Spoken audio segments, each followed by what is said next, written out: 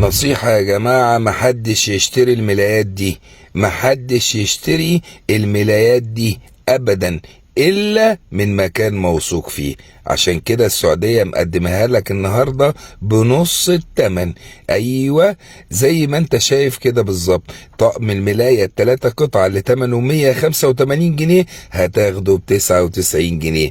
99 جنيه سعر متحدي. بص بقى الطول، بص العرض، بص عشان كده بقول لك ما تشتريهاش الا من مكان موثوق فيه، عشان ما حدش يبيع لك حاجه هي ما تسويش. لكن بص الطول والعرض والخامة حاجة فاخرة جدا. 99 جنيه هيكون سعر طقم 3 قطع للملايات في السعودية للمفروشات العصرية.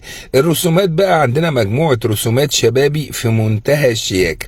اما رسومات الاطفال دي بقى حدث ولا حرج، هتلاقوها موجودة عندنا في كل تشكيلاتها. شوفوا يوم العرض وتابعوه عشان يبقى سريرك بالشياكة دي بالجمال ده. واديني فارد لك كل حاجة وعلى عينك يا تاجر. الطقم ال4 قطع بقى اللي تمنه 255 هينزل 149 جنيه. اسيبكم تتفرجوا ولا اتكلم؟ 149 جنيه طول بعرض قيمه وسيمه زي ما بيقولوا عليه. بص الالوان وجمالها. انا عايزكم لما تمسكوا الخامه دي ولما تغسلوها اتكلموا وقولوا لكل الناس، قولوا لهم بص الشكل بيتحرك لوحده، بيتحرك لوحده. اشكالها جميله قوي قوي قوي. والحقيقه ده عرض كبير جدا لعملاء الشركه السعوديه. كمان منزلين الملايات المطرزه اللي هي بقى يعني العرايس كلها بتدور عليها.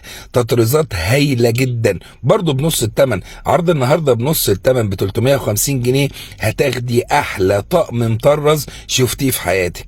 350 جنيه. انا مش هتكلم بعد كده يا جماعه.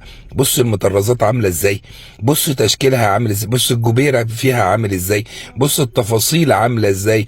الحقيقه السعوديه للمفروشات العصريه متخصصون في تجهيز العرايس. اهم حاجه المصداقيه، يعني السعوديه.